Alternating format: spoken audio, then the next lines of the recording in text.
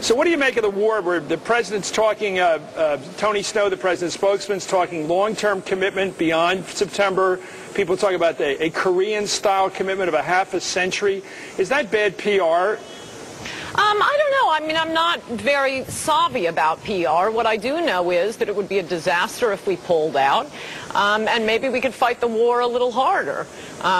And not keep responding to Amnesty International more complaints. Troops? I don't think we even need more troops. I think we'd be a little less worried about civilian casualties. I mean, are the terrorists, are Islamic terrorists a more frightening enemy than the Nazi war machine? I don't think so. Fanatics can be stopped. Japanese kamikaze bombers, you can stop them by bombing their society. We killed more people in 2 nights over Hamburg than we have in the entire course of the Iraq war. Who should we bomb in Iraq? The insurgent forces. I mean, we did in Afghanistan last week hit Taliban, and what do we hear in the New York Times? Amnesty is crying because some civilians were hit. Well, that happens in a war, and I'd rather have their civilians die than our civilians die. Do you believe that we win the war on terrorism by killing lots of Arabs on national television? Do you think it helps the case? I don't know if it needs to be on international television. It wasn't. It is.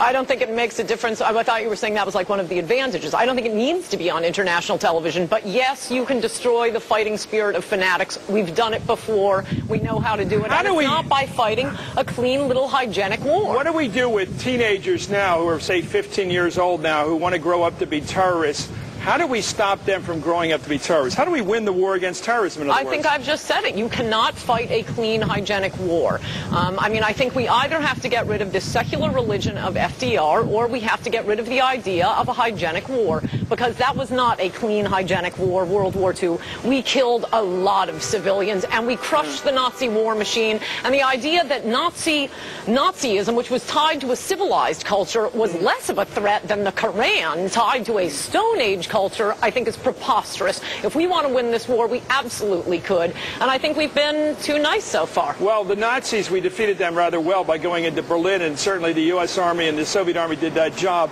Right now, we face an Islamic world of about 1 billion people. We face an Arab world of over 300 million people. We don't just face one country, we face a people. How do we convince them, the people who are open-minded about it, not to join the terrorists? How do we do it? You destroy the will of fanatics, and it doesn't matter how broad it is. It can be destroyed. And yes, this is a trickier war because it's spread out. It's not just one country we need to attack.